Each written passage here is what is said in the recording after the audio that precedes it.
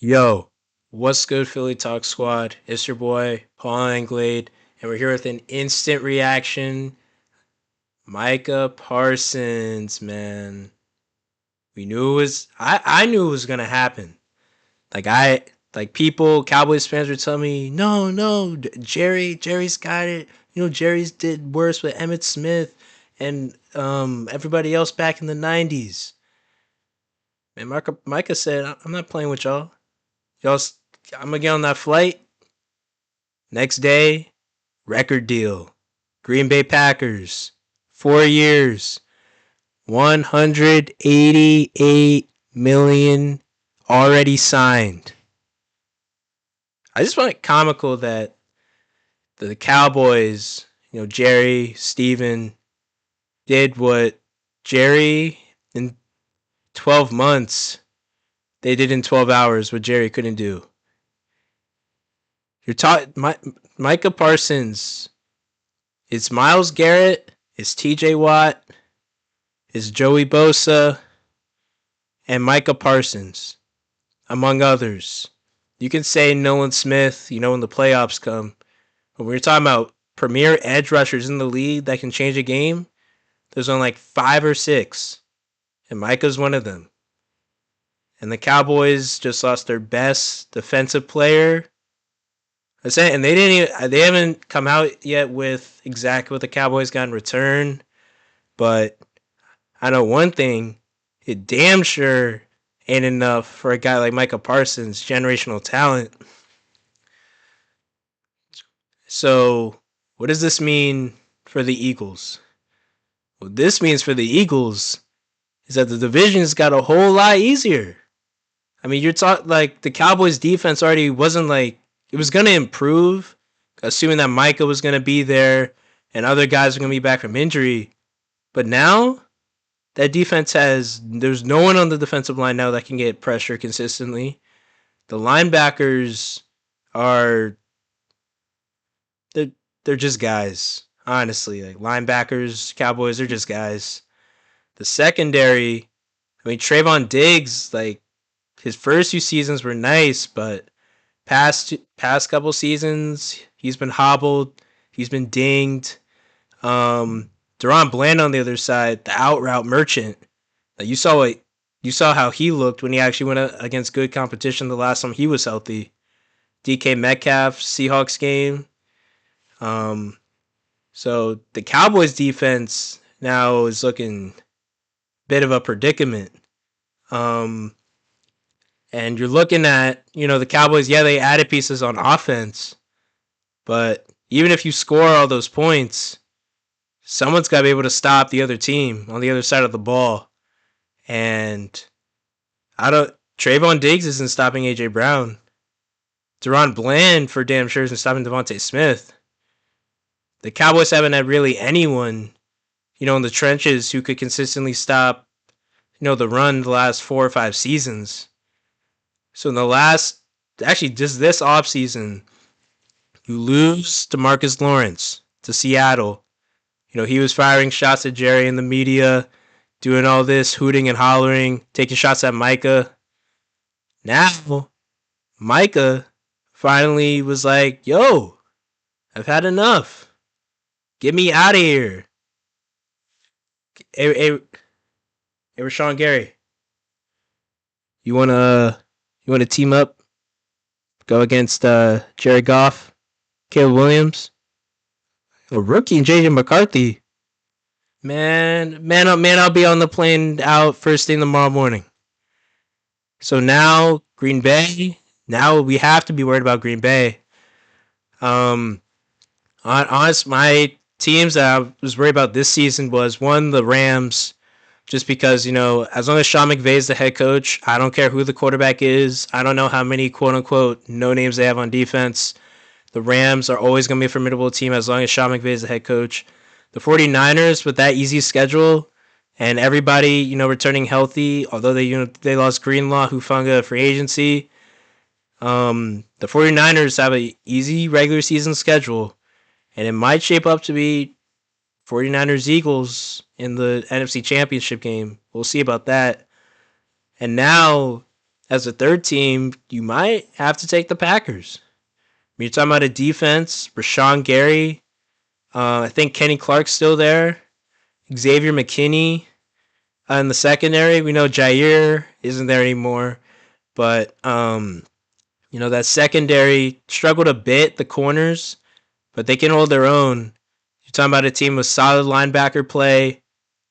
Now you add Micah Parsons to that defense. It helps out the DBs a lot, who obviously aren't top 10.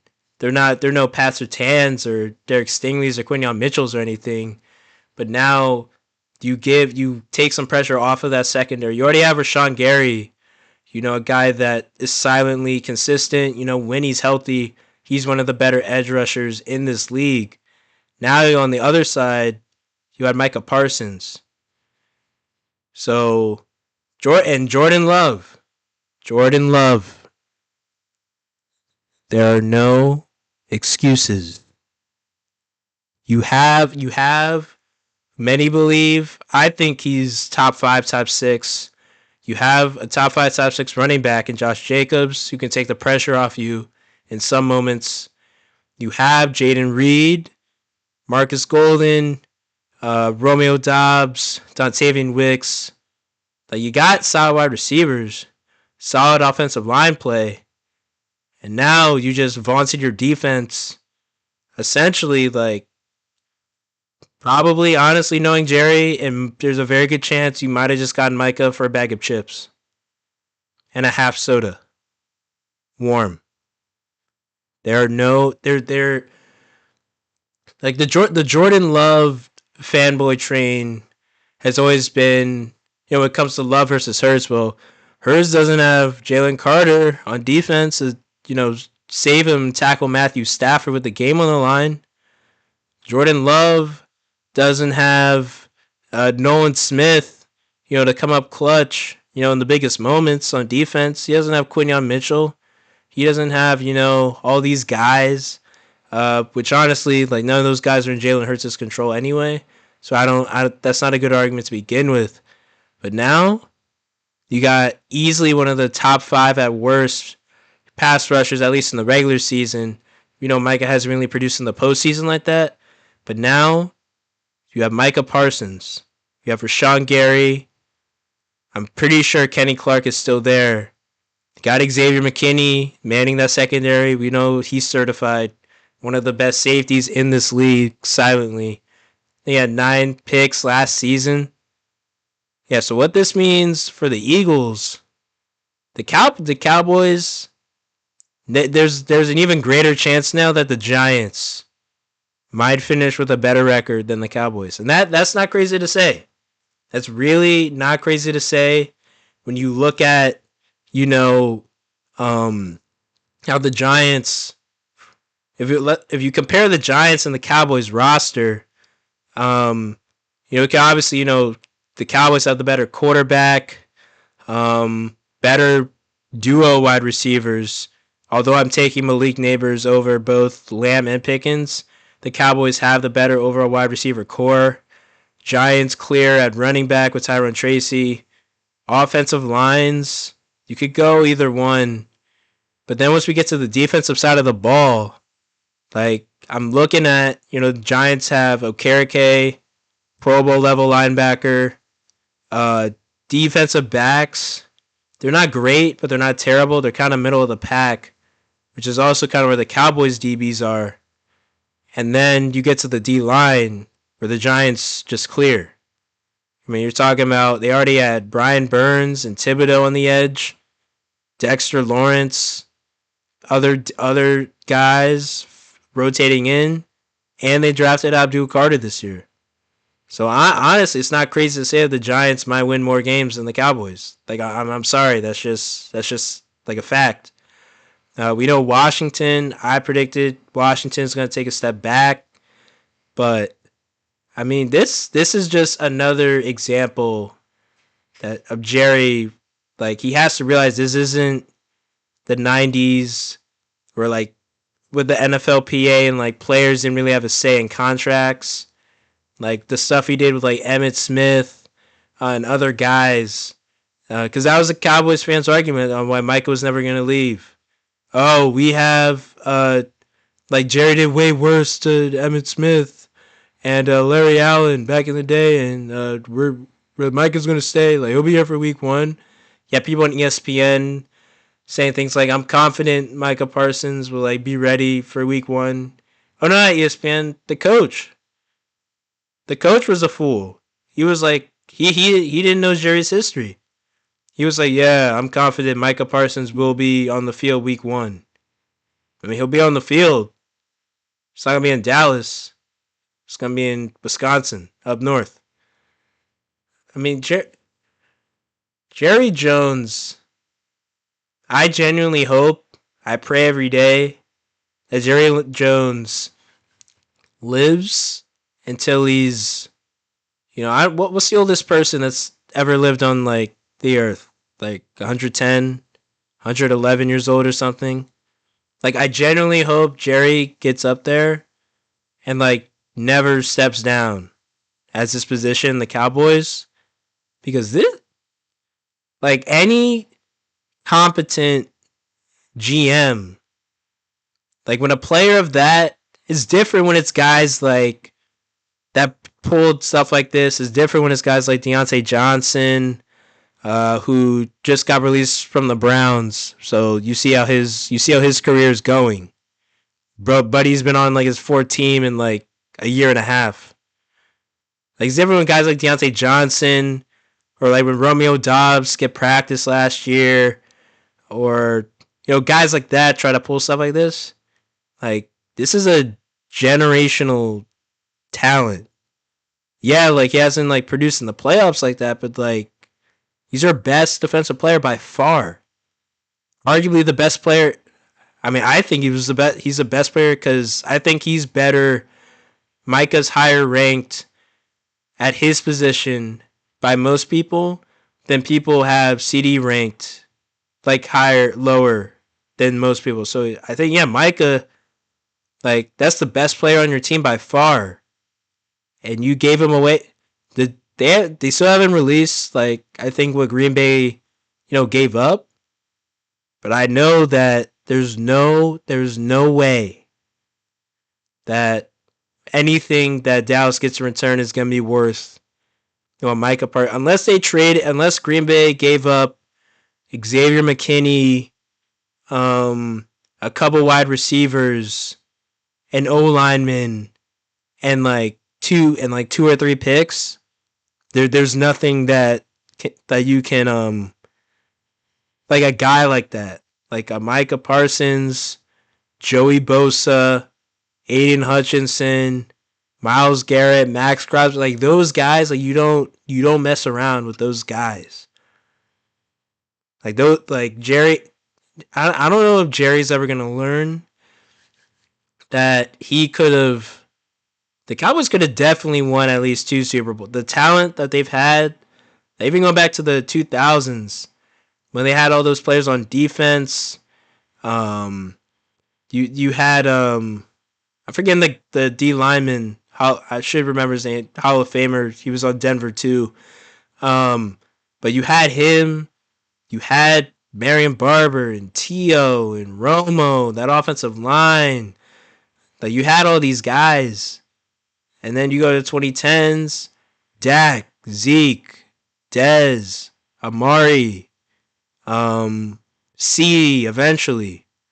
Like you've had all these guys. DeMarco Murray. Although he was kind of like overpaid, but that's another discussion for another day. But Jerry's had all these guys, and for some reason can't figure out how to get out of his own way.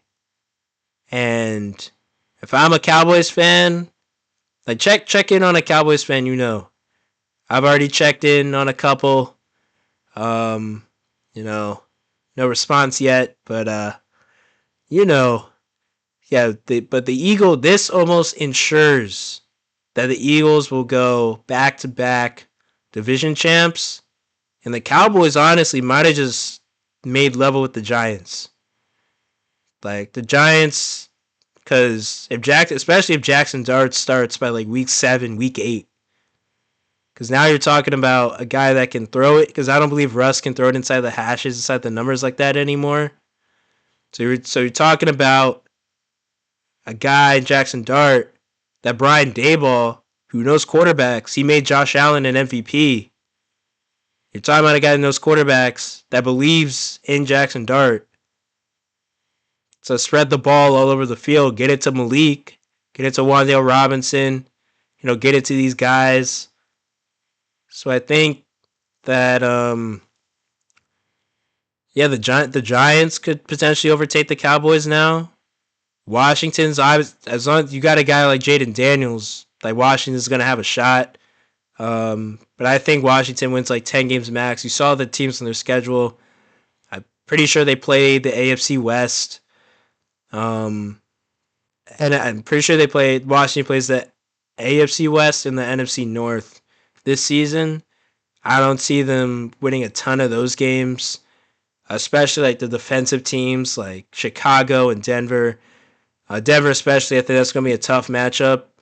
The guys they already had over there with PS2 and Nick Bonito, Zach Allen, PJ Locke. They add a guy in Jahdae Barron to fix that cornerback 2 spot, solidify that. But yeah, the Cowboys will. I mean, the only good thing about this for Jerry is that he made a headline. And it didn't matter that the headline was about creating a way, like a franchise. I don't think Jerry cares at this point that the headline is on the level of Luka Doncic. This is on the level of Luka. Not in the sense that like no one knew it was gonna happen, but because no one knew it was gonna happen with Luka. He had him requested a trade, wasn't really frustrated. It was really the organization. Here was the opposite, where Micah was like clearly like fed up. He wrote that like 4-page essay on IG, like talking about some like I love y'all, but like Jerry, you're playing too much. Like I want out of here. And I think it really took a lot of people by surprise because Jerry has never folded, in a sense, to a player before. Like in the 90s with T.O., Terrell Owens in the 2000s.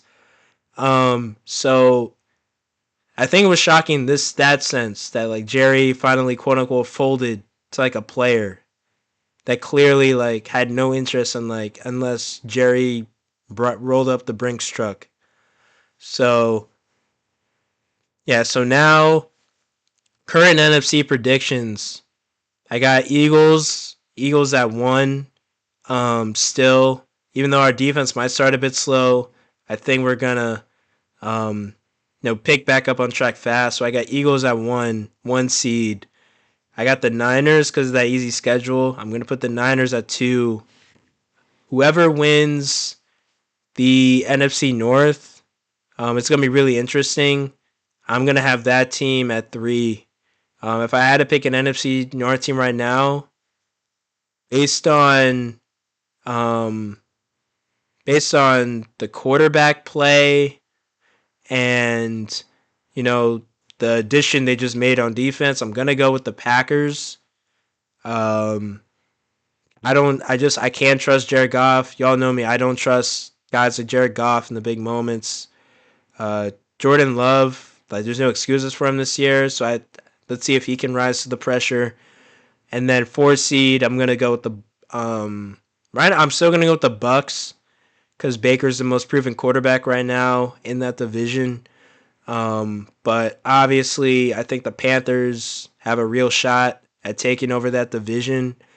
And then after that, I think got teams that are going to be in the mix. Your Washingtons, the other like 2 teams, like the Lions. You're going to have the Bears, Vikings. We'll see what happens with JJ McCarthy. Obviously, the Rams. You never count the Rams out.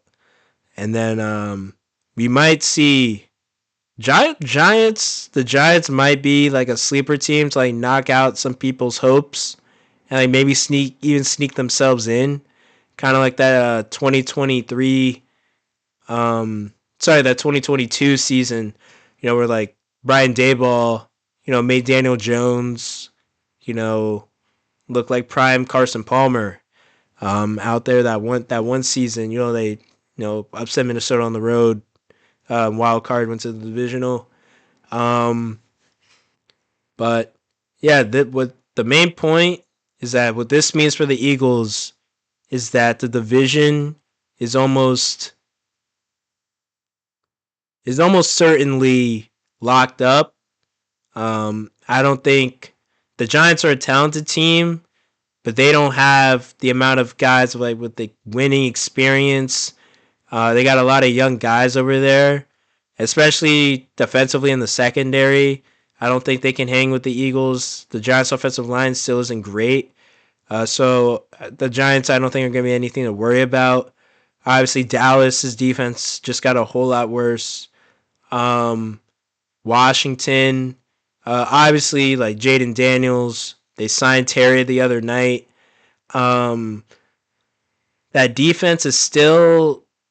I've been hearing people talk about this cat Trey Amos, the guy at Ole Miss, locked up Debo in camp, but I mean, locking up Debo at this point in his career, I know his trainer was like he's gotten back in shape, but I'm one of the guys like I see better than I hear. So we'll see what Debo's looking like. But yeah, that Commanders secondary, except for my man Sanders still, obviously, Mike Sanders still. Um, this is a bit suspect. The linebacker play, Bobby Wagner can't really cover anyone anymore. He's really good at charging downhill, splitting the gap, and stopping the run. He can't really cover anymore, especially in man. Frankie Louvu, y'all know how I feel about Frankie Louvu. He's a clown. Um, and the defensive line, there's no one on the Commanders' defensive line right now that can get consistent pressure after the quarterback. So and then Jaden Daniels, are we sure that there's a solidified wide receiver two in Washington? Me personally, I didn't even think De'Ami Brown was all that. I mean, congrats to Buddy. Like he got that I think 3-year deal with Jacksonville, but now Washington doesn't even have De'Ami Brown as that wide receiver too. So I mean, they had the safety valve. My man Zach Ertz. Um, but aside from Scary Terry, I don't know if Jaden has that other weapon that he can go to when teams are gonna put the second best corner and then the free safety to overshadow Terry. I don't know honestly who Jaden Daniels is gonna go to. So I don't know if Washington's gonna figure that out. But that's one of the main reasons why I think Washington, especially when they play some of these teams during the regular season, like Chicago, like Denver, where they got corners now that can just take Perry completely out of the game, and then like for example, like Chicago will just put Jalen Johnson on the wide receiver two for Washington, and then the Broncos will just put PS2 on wide receiver two for Washington. So I don't think Washington right now has enough talent, even for a guy like Jaden Daniels. I don't think he's Jaden Daniels on that Mahomes level yet, where he can essentially have no true like wide receiver um help, like consistent outside of Terry McLaurin, and for Mahomes outside of Travis Kelce, and still like make it all the way to the bowl and like win 12 games in regular season. But we'll see. Um, so yeah, uh, this was actually a crazy. This is gonna be one of those trades that I remember where I was. So your boy, you know, last class of the day is five. It's around like 5:10. I walk out of the building. I look at my phone. I see Adam Schefter. I'm like, Adam Schefter probably like some free agent signing for Philly. I thought maybe it might have been honestly like Britton Covey officially signs back, something like that. I saw reading. I see a Packers logo out on the side. I see Cowboys. I haven't even gotten to Micah's name yet on the notification, but I'm like, there's no way. I read further. Cowboys are trading Micah Parsons, 3-time All Pro. The man has only played 3 seasons. Most players get their first All Pro in like their 4th, 5th season. Like only guys like Justin Jefferson or Jamar Chase or Lamar get like an All Pro in like their first like rookie season. This guy's a 3-time All Pro in 3 seasons, and they're trading him to Green Bay, a team that now is gonna expectations are gonna be ramped up, especially for Jordan Love, and this is gonna shake up the NFC quite a bit. NFC North now. Like you had to force me to choose, I'd say the Packers just because they just got that much better defensively, and they already have the weapons on offense. But it's your boy Philly Talk with PA, Paul Anglade. Meltman.